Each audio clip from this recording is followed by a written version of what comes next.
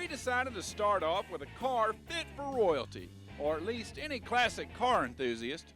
This is a 1965 Austin-Healey 3000 Mark III. It's the last series of Austin-Healey. The last of them were made in 1967, just 2 years later. It's a 3-litre engine, 6-cylinder, typically convertible. It's got a top which will actually fold down and stay with the car, which distinguishes it from the roadster version of the Austin-Healeys, which were made up until 1963. It's got overdrive, wire wheels, adjustable steering column, and it has an adjustable steering wheel. So it does make it the most sought after of the Austin-Healeys, other than some of the special models like race cars. This one here also has leather seats, which is a very rare option on Austin-Healeys. It's got curved windshield, wind-up windows, improved brakes, and improved suspension from all the earlier models. And it is a very pleasant car to drive, although the steering tends to be very heavy if you're parking it in the city. Now, let's check out what's under the hood. The 2-inch carb gave these just a little bit more power, combined with a different cam and an improved distributor.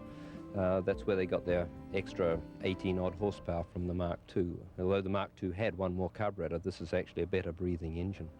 And they do produce good power and tremendous torque. The engine will pull very happily from 1200 RPM all the way up. You know, you're climbing a pass or something or other, and you have to go right down to nothing and pull away. It was very easy.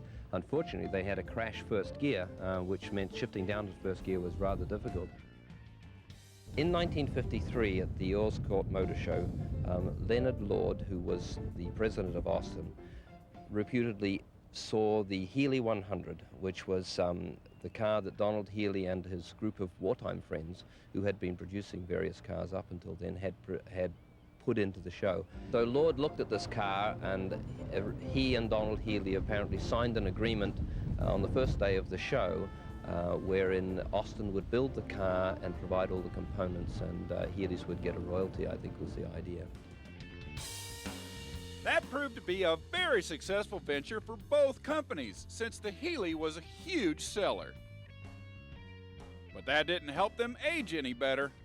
So on Austin-Healeys, there's one thing in particular you've got to look for, and that's rust. Rust in the frame is a real weakness in an Austin-Healey. The frame is only made of 16-gauge box section, and the box section has a tendency to gather moisture and corrosion and mud inside the frame, and that promotes rust. Mechanically, the engine is very, very sound. A strong engine. As long as it hasn't been rebuilt poorly, it will perform well and burn no oil for many, many years. There is a weakness in that the gearbox has got a straight-cut, non-synchromesh first gear. If it's abused by people crashing into first gear or crashing into reverse, you can chip the teeth on first gear, and the cost of repairing that is quite high, probably of the order of $1,500 to $2,000. There are some electrical problems, no more than any other British car. If the electrical system is left alone and not modified, it tends to have a pretty good life. But the early cars with their cloth-covered harnesses, the harnesses do tend to deteriorate with age, and therefore usually require replacement. Again, a relatively expensive and time-consuming job.